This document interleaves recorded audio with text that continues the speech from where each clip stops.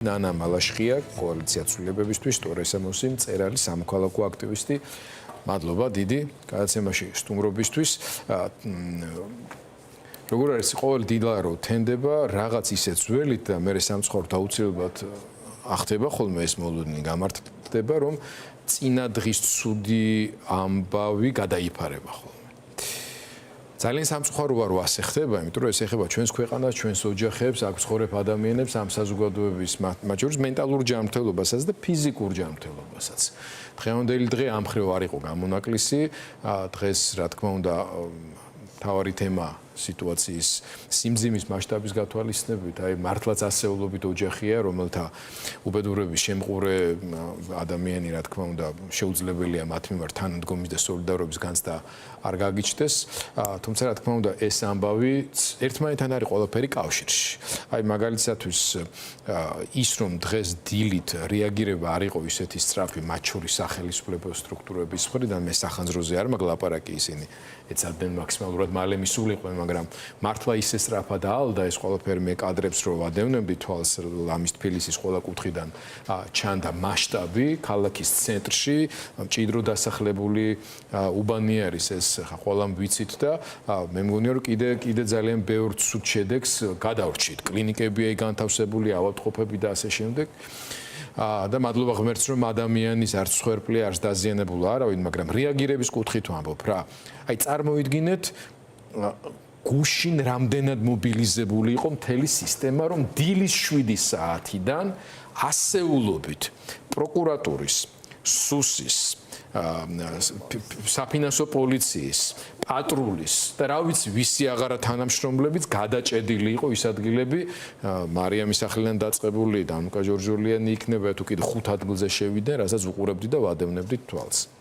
თუმცა ამ ყველაფერს აქვს კიდე ერთი მახასიათებელი და პირველი შეკითხვით ზოგადად თქვენთან მინდა გადმოვიდე რაღაც აი ქალებისადმი ამოჩემულად სადისტური დამოკიდებულება ზოგადად ამაზე ძალიან ვრცელი მიმოხილვა ქონდა დღეს ვახოს და ნინოს გადაცემაში ვისაც არ უნახავთ ყველას გირჩევთ რომ ნახოთ იმიტომ რაღაცები გვავიწყდება ხოლმე კიდევ ერთხელ იმდენი რამე ხდება ბევრი რამე გვავიწყდება უბრალოდ იფარება და აი ესე მიჯრით მიყოლებით ეს შემთხვევით არ ხდება რომ აი ქალებისადმი ასეთი შეურაცხმყოფელი აგდებული დამოკიდებულება თქვენც გგონიათ რომ ეს შემთხვევითი არ არის თუ რაღაც ტიპის დამთხოვებია უბრალოდ მოგესალმებით მადლობა მოწვევისთვის გიორგი თქვენ უკვე ისაუბრეთ მარიამ ბაჯელიძეს თან დაკავშირებით და ჩვენ ყველანი ყველას გვაქვს ვიდეო კადრებით ნანახი წარმოუდგენელი იყო ჩემთვის გარდა იმისა რომ ზოგადად სამართლებრივ აბსურდში ვცხოვრობთ ჩვენ და რეპრესიების ყველა მიმართულებით არის გახსნილი რეპრესიების ცეცხლი ძალიან რთულია იმის ყურება რომ ფეხბურთზე ქალთან შედიხარ დილის 8 საათზე მცირეწლოვანი შვილი ანუ რა აუცილებლობა იყო ჯერ საერთოდ მარიამ ბაჯელიძესთან შესვლის, აქვე თქვი სამართლებრივი აბსურდი და აქვე მინდა ხაზი გაუსვა იმ მას რომ აბსოლუტურად დეჰუმანიზაცია ხდება. არა კონკრეტულად, არა მარტო ქალების მიმართ, რეალურად დეჰუმანიზაცია სახეზე გვაქვს თლიანად საზოგადოების. აი ხა რას გულისხმობ ამაში ახსნი. ანუ ის ფონდები, რომლებიც დააყადაღეს და გუშინდელი დღე, როდესაც ეს რეიდები, რეპრესიული რეიდები მოაწყოს, ხო? რეალურად რას ემსახურებიან? ეს არის სოლიდარობის ფონდები, ხო? სოლიდარობა არის ერთ-ერთი ყველაზე ღირებული ერთ-ერთი ყველაზე ძირითადი საფუძველი ქრისტიანობის, ხო? და ჩვენ ხშირად გვსმენია, რომ აი ეს უცხო ძალები, რომელშიც პირდაპირ დასავლეთს გულისხმობენ, ეს რუსული რეჟიმი ებრძვის ქრისტიანობას, ებრძვის ქართულ ტრადიციებს და საბოლოო ჯამში ჩვენ ვხედავთ იმას, რომ ებრძვიან სოლიდარობას, ებრძვიან აი ამ ურთიერთდახმარებას, თანადგომას და საბოლოოდ დეჰუმანიზაცია მიდის სურთ რო იყოს დეჰუმანიზაცია მთელი საზოგადოების და რეალურად ჩვენ ვხედავთ აი ამ საზოგადოების დეჰუმანიზაციასაც. ანუ კონკრეტულად რა თქმა უნდა ქალების მიმართაც არის განსაკუთრებული აგრესიაც და ერთ-ერთი თუ შეიძლება ასე ითქვას მსხვერპლი მეც ვიყავი, როდესაც მომართავდნენ ასლარიან მონად და რაღაც გარკვეული შეურაცხყოფებით მომაყენესა და მაყენებდნენ ის განსაკუთრებით იმ დღეებში აქციის მიმდინარეობის დროს საშინელი კადრები. მაგრამ რეალურად ეს ქალების მიმართულებაც რა თქმა უნდა არის, მაგრამ მე ხედავ უფრო ფართო მასშტაბში ამას. და ეს ფართო მასშტაბი არის დეჰუმანიზაცია. ბრძოლა ზუსტად იმ ქრისტიანული ღირებულებების, რომლის დაცვასაც ვითომ რომლის დაცვისკენაც ქართული ოცნება თითქოს აი ასეთი მოწადინებული არის და ყოველდღე გვეუბნება, რომ ეს უცხო ძალები რეალურად ჩვენ ტრადიციებს, ჩვენს ქრისტიანობას ებრძვიან. სწორედ თვითონ ებრძვიან ქრისტიანულ ღირებულებებს, სწორედ თვითონ ებრძვიან ქართულ ტრადიციებს და ამდენად სახეზე გვაქვს ესეთი სიტუაცია.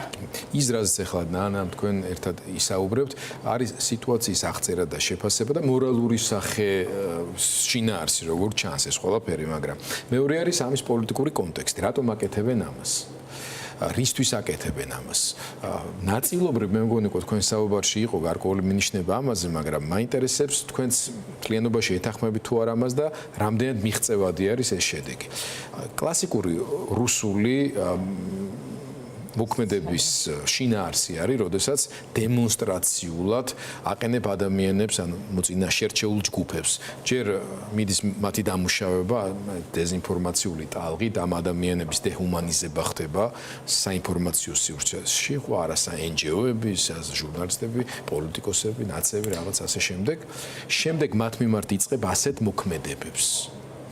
და ამ მოქმედებებს აკეთებს სწორედ იმისთვის, რომ სხვებმა შეხედონ, მათ შორის ისეთებმა, რომლებიც არასოდეს არ გატყდებიან, როცა მხოლოდ მათ პიროვნულ მედეგობას ეხება ეს, მაგრამ ეხლა რო წარმოვიდგენს, რომ მის ოჯახში, მის ბავშვთან ან მის შვილიშვილთან მიმართებაში მსგავსი რამე დატრიალდეს, სხვადასხვა რეაქცია ექნება ადამიანებს, ვიღაცა შეიძლება რისხვი დაევსოს და ამისთვის კიდევ უფრო მეტად გაბრაზდეს და ამისთვის მოემზადოს, ასე ვთქვათ, ვიღაცა შეიძლება დაფიქრდეს, მე მაქვს თუ არა მის უფლება, ჩემს შვილს ან შვილიშვილს ასეთ ტრავმა მივაყენო ბავშვობაში, რომელიც არასოდეს დაიკარგება. დღეს ფსიქოლოგები ჩვენს ეთერში ამაზე საუბრობენ. აი თქვენი აზრით, რატომ აკეთებს კიდევ ერთხელ ამ კითხვას და მიაღწევს თუ არა ამ შედეგს? რა შედეგებს გამოიწვევს ეს ქმედება ხელისუფლების? ნანა, თქვენგან დავიწყო. რეალურად ეს ბელორუსულ-რუსული, რა ვიცი, მოდელი, ქცევის მოდელი, რაც თქვენც აღნიშნეთ, გარდა იმისა, რომ პროპაგანდაც არსებობს და მუდმივად ამ რეჟიმში მოქმედებს ეს რუსული რეჟიმი, რა თქმა უნდა, არის აი ესეთი მეთოდები, რომელსაც სურს შიშის დათესვა. და რა თქმა უნდა იმ საპროტესტო მუხტის და იმ წინააღმდეგობის ჩახშობა.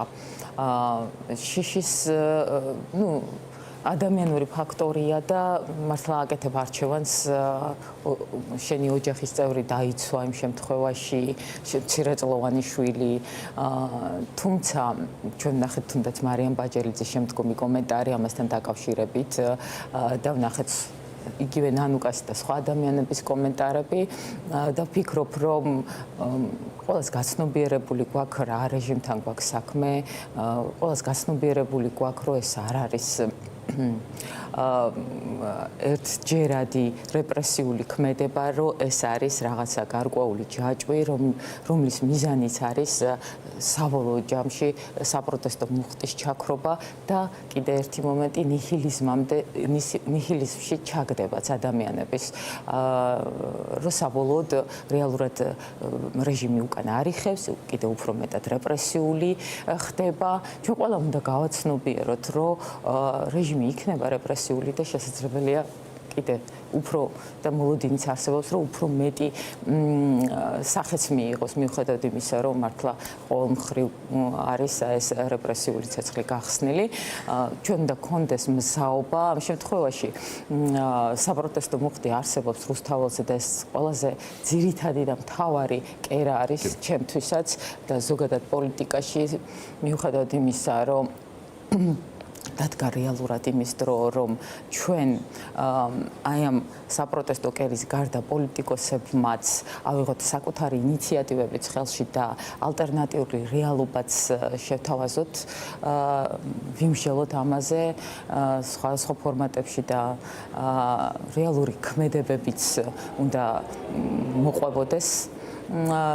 დადგა ეს მომენტიც და ვფიქრობ, რომ არსებობს ეს შიშიც, მაგრამ არსებობს იმის მზაობაც, მე ამას გრძნობ იმის მზაობაც, მედეგობაც, ამას გვიმაგრებს ჩვენი ისტორიაც, რომ ჩვენ ვართ მებრძოლი ხალხი და თავისუფლებისათვის, ჩვენ დამოუკიდებლობისათვის გვიბრძოლია და კიდე გავაგრძელებთ ბრძოლას.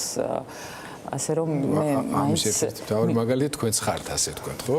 გარკვეულ მართლაც ცოცხალ სიმბოლოდ იქცით ამ წინააღმდეგობის მოძრაობის და ჩვენი ქვეყნის ეროვნული და ევროპული მომავლის. შეიქმნა ამ დღეებში და იქმნება ყოველდღიურად. ამდენად ვფიქრობ, რომ კი, რაღაცა თვალსაზრისით ეს მუშაობს, მაგრამ ეს არ იქნება საბოლოოდ ის, რომ ჩვენ უკან დავიხევთ. მადლობა ნანა,